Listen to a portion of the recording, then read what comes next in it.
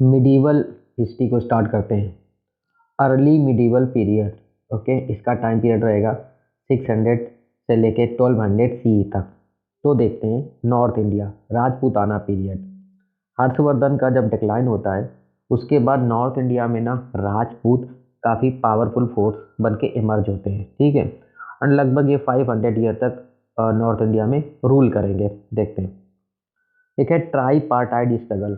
750 से लेके 1000 सी तक ये ट्राई पार्टाइड स्ट्रगल चलेगा। ये क्या है देखो, एक्चुअली ये तीन किंगडम होते हैं, तीन अंपायर होते हैं। एक गुर्जर प्रतिहार जो वेस्टर्न इंडिया में होता है, एक होते हैं पालास ईस्टर्न इंडिया में, और एक होते हैं राष्ट्रकूट डेक्कन वाले एरिया में। ये तीनों के तीनों किंगडम कन्नौज को हासिल करने के लिए, ठीक है, कन्नौज को जीतने के लिए लड़ाई कर रहे थे, ठीक है। तो ये कंटिन्यू लड़ाई करते रहे, लगभग कह सकते हो 350 ईयर तक आपस में लड़ते रहे कन्नौज को हासिल करने के लिए। कभी एक जीतता था, कभी दूसरा जीतता था।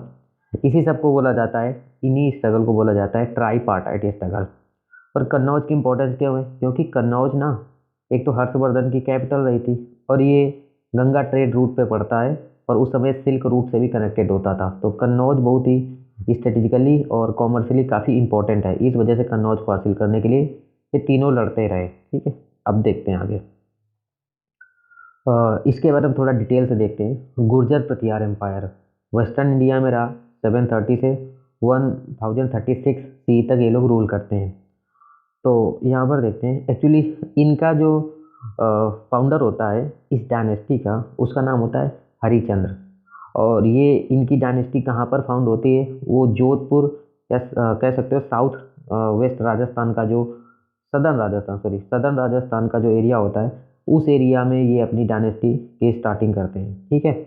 उसके बाद इनके टाइम में अरब लोग यहाँ पर अटैक कर रहे थे, तो उनको भी ये लोग कंट्रोल करते हैं, उनको भी यहाँ आने से रोकते हैं। उसके बाद इनका कंट्रीब्यूशन काफ़ी रहेगा इस कल्चर में, ठीक है। And open pavilion style temples इस टाइप के टेम्पल्स बनवाने में इनका कंट्रीब्यूशन रहेगा।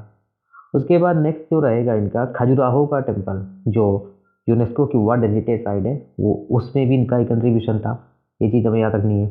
उसके बाद इनके यहाँ एक कोर्ट पोएट रहता था, ठीक है, कोर्ट पोएट, उसका नाम था राजशेखर, ठीक है। तो ये जो इस डायनेस्टी का किंग था महेंद्र पाल वन, ठीक है, उसके टाइम पे ये राजशेखर था। काफ़ी इंपॉर्टेंट है, याद रखना। ये इस एम्पायर के टाइम पीरियड में एक फॉरेन ट्रेवलर आया था जिसका नाम था अल मसूदी, ठीक है। तो ये प्रतिहार एम्पायर में आया था, गुर्जर प्रतिहार में, ये भी हमें याद रखना है। इस डायनेस्टी कुछ इंपॉर्टेंट रूलर की बात करते हैं। पहला है नागभट्ट, ठीक है। तो मोस्ट फेमस प्रतिहार किंग होता है, तो इसने अरब लोगों को इंडिया में अटैक करने से रोका था। उसके बाद आगे इसने ना एक राष्ट्रकूट किंग था जिसका नाम था ध्रुव, उसको भी डिफीट कर दिया था। आगे देखते हैं, नेक्स्ट इस डायनेस्टी का किंग होगा वत्सा राजा।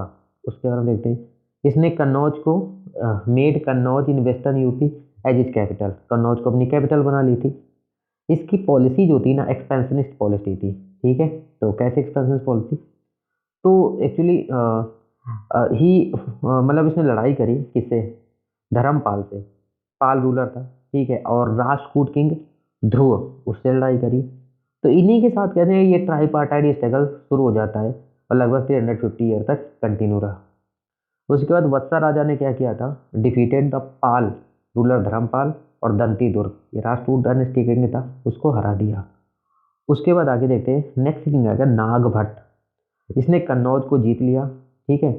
और उसके बाद कन्नौज को जीत लिया तो obvious सी बात है कन्नौज इनकी कैपिटल हो जाएगी। उसके बाद इन्होंने ना वेस्ट में मुस्लिम अटैक कर रहे थे, वो बात हम पहले भी देख चुके हैं, उसको भी इन लोगों ने रोका था, ठीक है, इस किंग ने भी रोका था। उसके बाद गुजरात में जो सोमनाथ टेम्पल है, तो एक्चुअली सोमनाथ टेम्पल को ना अरब लोगों ने डिमोलिश कर दिया था, तोड़ फोड़ डाला था। तो उसको रीबिल्ड करवाया था नागभट्ट सेकेंड ने, इस डायनेस्टी के किंग ने, ये भी हमें याद रखना है।